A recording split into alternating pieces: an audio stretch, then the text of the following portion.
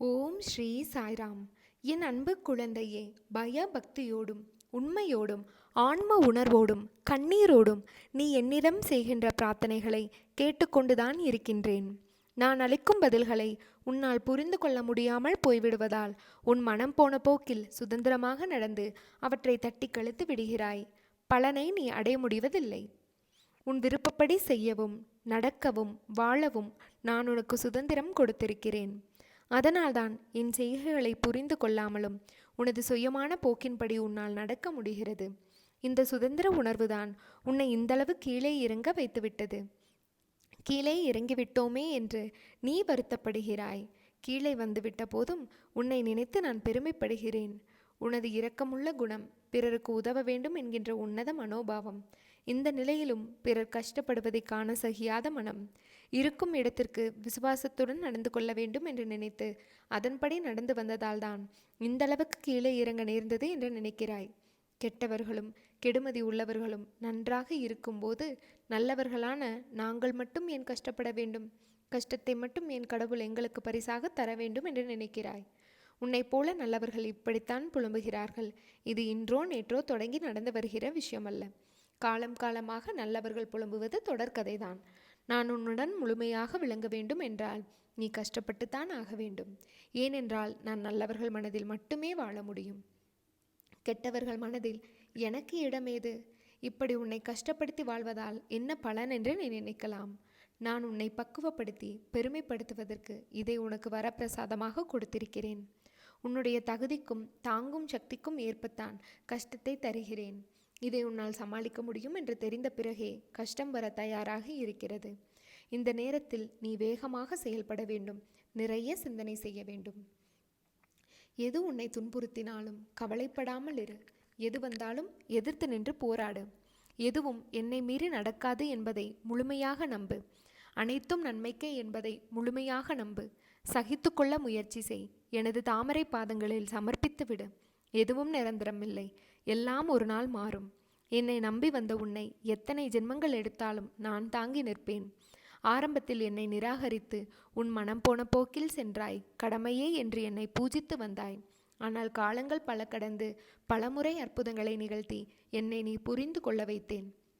நினைத்து பார், எப்படி எப்படியோ வாழ்க்கையை நகர்த்தி கொண்டு வந்தாய். ஓடிக்கொண்டே இருந்தாய். கீழே விழுந்த உன்னை எனது கரம் கொண்டு இழுத்து வந்தேன்.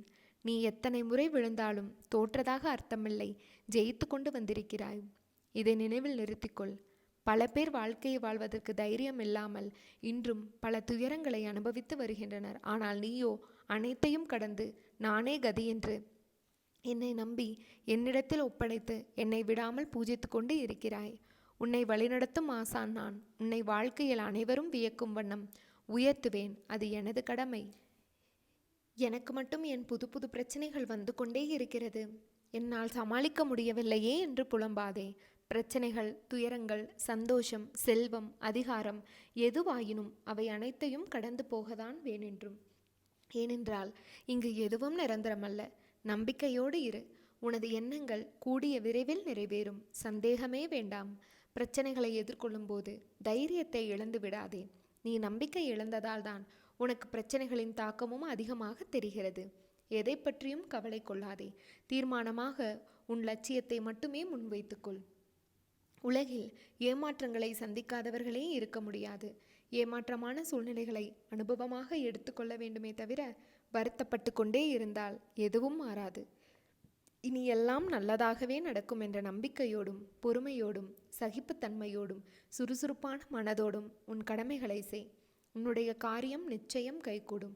உன்னை வெற்றியின் பாதைக்கு கைப்பிடித்து அழைத்து செல்லவே உன்னை இவ்வாறு செய்ய பணிக்கிறேன். உனக்கு எல்லா சூழ்நிலைகளிலும் நான் துணை நிற்பேன். என் மீது நம்பிக்கை வைத்து செயல்படு. நான் இருக்கின்றேன் உன்னோடு என்றும் என்றென்றும். என் பக்தனுக்கு பொறுமையும் நம்பிக்கையும் மிகவும் அவசியம். நீ என் மீது நம்பிக்கை இழக்காமல் பொறுத்திரு. உனக்காக நான் உன் சுமைகளை தாங்கிக் கொண்டு இருக்கின்றேன். எதுவாக இருந்தாலும் என்னிடம் சொல்லிவிடு. நான் அதை பூர்த்தி செய்வேன். உனக்கு பிறவியிலேயே உதவும் மனம் உண்டு. எப்போதும் ஓடி உதவுவாய். ஆனால் உனது கஷ்டங்களை பங்கு போட யாருமே முன்வரவில்லை. அப்படி இருந்த போதிலும் உனது எண்ணங்கள் மாறவில்லை. ஏனென்றால் ரசித்து ரசித்து வாழ்ந்து கொண்டு இருக்கின்றாய். உன்னைப் போல் யாருமே இல்லை. உனக்கு கொடுத்துத்தான் பழக்கம், வருந்தி பழக்கம் இல்லை. கடுமையான துன்பத்தில் கூட அனைத்தையும் தாங்கிக் கொள்ள நினைக்கும் உன் மனம். நான் இருக்கின்றேன் என்று தைரியமாக முன்னின்று பேச துடிப்பாய். ஏன் இப்படி நீ துடிக்கிறாய்? நீ கடந்து வந்த பாதைகள் பல உண்டு. வாழ்க்கையில் அனைத்தும் கிடைத்து அனுபவிக்க முடியாமல் அனைத்தையும் இழந்து மீண்டும் ஏறி வந்த பாதையை தேடி வந்திருக்கிறாய். உனது விடாமுயற்சி, குறிக்கோள்கள், இடைவிடாது நீ வினவும் என் நாமம், என்னை பற்றி முழுமையாக எடுத்துரைத்தல் என இப்படி செய்து கொண்டு இருக்கிறாய். எந்த சூழ்நிலையிலும் கவலை வேண்டாம், கலங்காதே.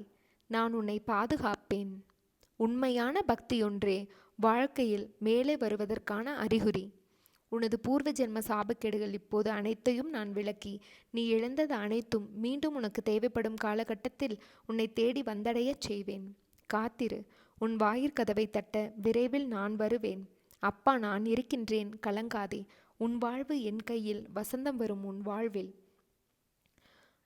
என் பிள்ளையே, நிரந்தரமில்லாத இந்த உலகத்தில் எதன் மீதும் ஆசை வைக்காதே. எதுவும் நிரந்தரமில்லை. இருக்கும் வரை மகிழ்ச்சியாக இரு. பணிந்து போக தெரிந்து கொள், தவறு இல்லை. உறவுகளை வெறுக்காதே. எல்லாம் ஒரு நாள் மாறும். உன்னை நம்பி வந்த உன்னை எத்தனை ஜென்மங்கள் எடுத்தாலும் நான் தாங்கி நிற்பேன். யாராக இருந்தாலும், உடன் பிறந்தவர்களோ இல்லை நெருங்கிய நண்பர்களோ இல்லை நம்பிக்கையான உறவுகளோ, கேளிக்கையாக நினைத்து ஏளனமாக பேசாதே. நீ காண்பது அனைத்தும் மாயை. இந்த பரந்த உலகத்தில் அறிமுகமாகும் அனைத்தும் மாயை. எதுவும் நிரந்தரமில்லை. விட்டு சென்றவர்களை நீ தேடி போக தயாராக இரு, தவறில்லை. ஒதுக்கி வைத்து பார்த்து ரசிக்க நினைக்காதே. உன் தலைமுறை செழிப்பாக இருக்க எதை வேண்டுமானாலும் செய்யலாம், தவறு இல்லை. உனக்கும் எனக்கும் பூர்வ ஜென்ம புண்ணியமில்லை என்றால் நாம் வாழும் வாழ்க்கைக்கு அர்த்தமில்லாமல் போய்விடும். உனக்கு குருவாக இருப்பதும் கூட அர்த்தமில்லாமல் போய்விடும். நீ செய்த தவறுகள், பாவங்கள் அனைத்தும் பூர்வ ஜென்ம புண்ணியத்தின் காரணமாக மன்னித்து உன்னை அதிலிருந்து விடுவித்து எனது பக்தனாக செய்திருக்கிறேன். நான் வியக்கும் வகையில் என் சொல் கேட்டு நட்புடன், அன்புடன், கோபங்கள் தவிர்த்து நடந்து கொள். தேவைக்கு அதிகமாக உங்களிடம் இருந்தாலும் அதன் மீது பற்று வைக்காதீர்கள். உங்கள் கடமைகளில் உண்மை மிளரட்டும். அதிலிருந்து தளர வேண்டாம். யாருக்கும் உபதேசம் சொல்லாமல் கருத்தை மட்டும் சொல்லுங்கள். உங்கள் மனதில் என்றும் அன்பும் கருணையும் நிரந்தரமாகட்டும். எந்த ஒரு செயலிலும் கஷ்டம் என்பதை உணராதீர்கள். சிரமம் இருந்தாலும் அதை செய்து முடிக்க பாடுபடுங்கள். இதுவே கர்மாவை வெல்லும். இன்றிலிருந்து தொடங்குங்கள். வெற்றி நிச்சயம். முக்தி தேடி வரும். ஓம் ஸ்ரீ சாய்ராம்.